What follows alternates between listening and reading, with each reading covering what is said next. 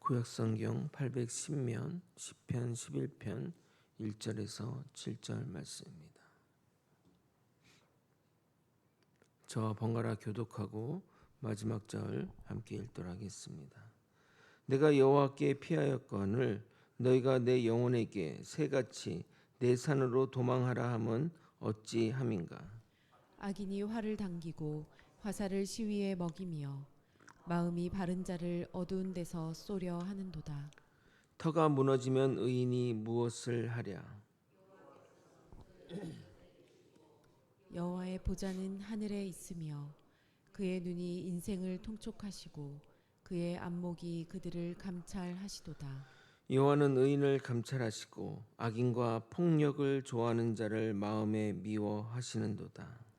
악인에게 그물을 던지시리니 불과 유황과 태우는 바람이 그들의 잔에 소득이 되리로다. 함께 읽겠습니다. 여호와는 의로우사 의로운 일을 좋아하시나니 정직한 자는 그의 얼굴을 배우리로다. 아멘. 시편 11편은 짧은 시지만 매우 강력한 신앙 고백이 담겨 있습니다.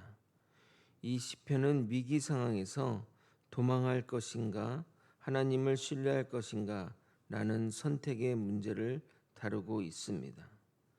겉으로 보면 단순한 개인의 결단 문제를 다루는 것처럼 보이지만 그 중심에는 하나님의 통치와 의로우심에 대한 깊은 신학적 확신이 자리 잡고 있음을 확인할 수 있습니다. 이 시편은 크게 세 부분으로 나눌 수 있는데 1절부터 3절인 첫 번째 부분은 도망하라는 유혹과 시인의 거절을 이야기하고 있고, 두 번째 부분은 하늘 보좌에 계신 하나님의 통치를 말하고 있습니다. 그리고 마지막 부분은 의인을 향한 하나님의 시선과 그에 따른 결론을 이야기하고 있습니다. 이 시상을 따라 말씀을 전해드리도록 하겠습니다. 현실과 신앙 가운데 주님을 따르는 선택을 하는 저와 여러분이 되시길 예수 그리스도 이름으로 소원합니다. 시편 기자는 이미 여호와께 피하였다고 고백하는데 주변에서 계속하여 새처럼 날아가라, 도망가라고 말하고 있습니다. 1절을 다시 한번 읽겠습니다. 내가 여호와께 피하였거늘 너희가 내 영혼에게 새같이 내 산으로 도망하라 함은 어찌함인가. 이 비유가 의미하는 바는 단순한 물리적 도피를 말하는 것이 아니라 하나님의 말씀을 따르지 않고 현실적인 선택과 판단을 하라는 겁니다. 우리는 살면서 이런 이야기를 자주 듣습니다. 힘들어 죽겠는데 기도한다고 문제가 해결이 되냐? 지금 밥 먹는 일도 걱정인데 교회 가면 밥이 나오냐? 정말 힘든 상황 가운데, 위기 상황 가운데 그런 이야기를 들으면 흔들리는 것은 사실입니다. 그래서 현실의 문제 앞에서 우리는 종종 신앙을 버리는 경우가 참 많습니다. 제가 중고등부 담당 목회자를 할 때 가장 힘들었던 것 중에 하나는 중직자의 부모들이 자녀가 고3이 되면 교회를 보내지 않는 것이었습니다. 자녀가 안 가겠다고 해도 가라고 재촉해야 할 판에 부모가 나서서 교회를 가지 말라고 하니 너무 답답했습니다. 수능이 끝나면 보내겠다고 말하지만 저는 그런 부모 밑에서 신앙을 잃어버린 친구들을 너무나도 많이 보았습니다.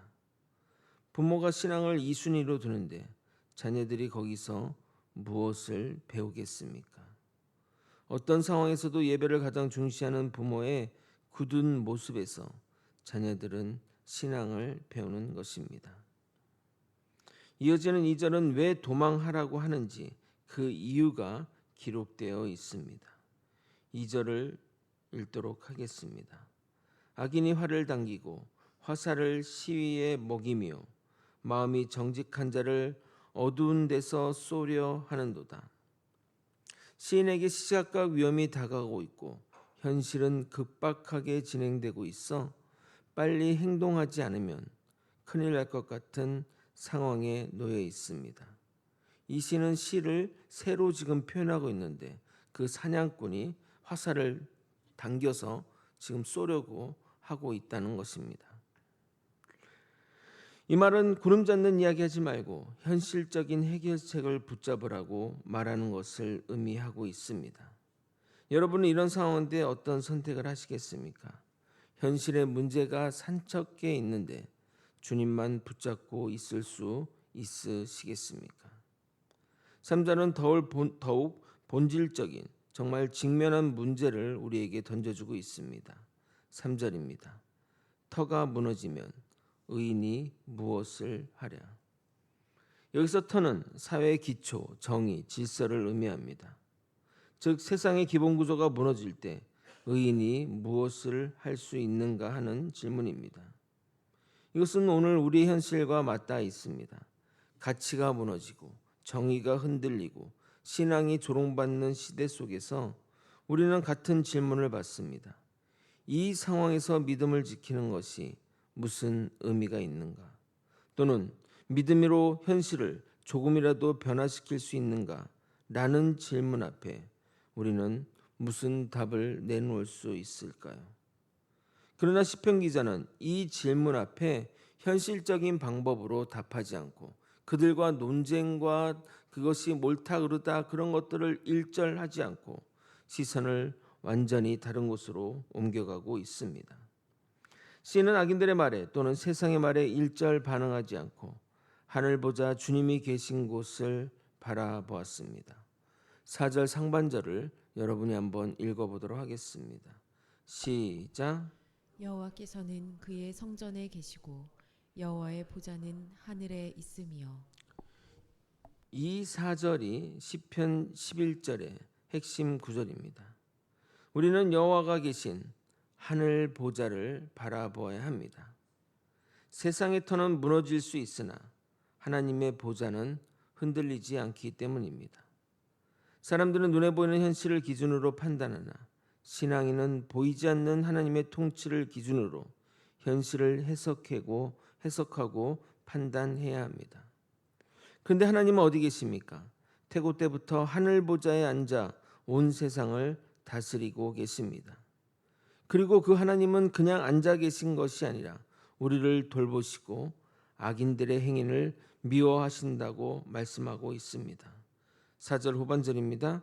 그의 눈이 인생을 통촉하시고 그의 안목이 그들을 감찰하시는도다. 하나님은 우리와 악인을 동시에 보고 계십니다. 악인의 번영도 의인의 고통도 숨겨진 잘못도 모두 보고 계십니다. 5절은 더 강력하게 말하고 있습니다. 여호와는 의인을 감찰하시고 악인과 폭력을 좋아하는 자를 마음에 미워하시도다. 우리 하나님은 결코 중립적인 관찰자가 아닙니다. 의와 악에 대한 분명한 기준을 가지신 분이시고 그 기준을 따라 심판하시는 분입니다. 결국 6절에 심판을 선포하십니다. 여러분이 한번 읽어보도록 하겠습니다. 시작. 악인에게 그물을 던지시리니 불과 요한과 태우는 바람이 그들의 잔에 소득이 되리로다. 이 표현은 하나님의 최종적인 심판을 상징하고 있습니다. 악인의 형통은 결코 마지막이 될 수 없습니다. 반드시 그들의 운명에는 심판이 기다리고 있다는 겁니다. 이제 결론입니다. 7절을 다 함께 읽어보도록 하겠습니다. 시작. 여호와는 의로우사 의로운 일을 좋아하시나니 정직한 자는 그의 얼굴을 배우리로다. 아멘. 이것이 시편 11전의 최종 결론입니다. 하나님은 의로우십니다. 그리고 그분은 의로운 일을 기뻐하십니다. 여기서 가장 중요한 말씀은 이것입니다. 정직한 자는 그의 얼굴을 배우리로다. 성경에서 하나님의 얼굴을 본다는 것은 마태복음 5장 8절 마음이 정직한 자가 주의 얼굴을 보겠다는 그것과 일맥상통한 것으로 단순한 경험이 아니라 구원과 교제의 완성을 의미하고 있습니다.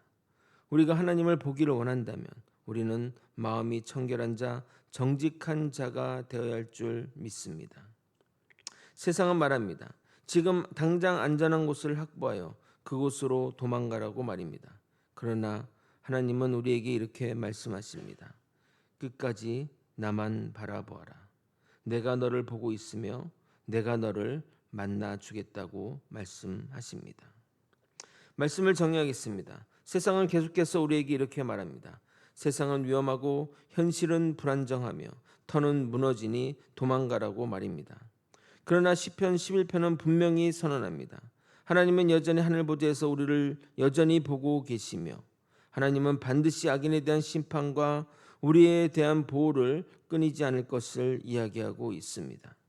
그러므로 우리는 도망하는 사람이 아니라 하나님께 피하는 사람이 되어야 합니다. 환경이 아니라 하나님을 보고 두려움이 아니라 믿음을 붙들며 지금이 아니라 마지막을 바라보는 삶을 살아가야 합니다. 그럴 때 정직한 자는 결국 하나님의 얼굴을 보게 될 것입니다. 이 믿음 흔들리지 않고 끝까지 걸어나가는 저와 여러분이 되시길 예수 그리스도 이름으로 축원드립니다. 기도하시겠습니다.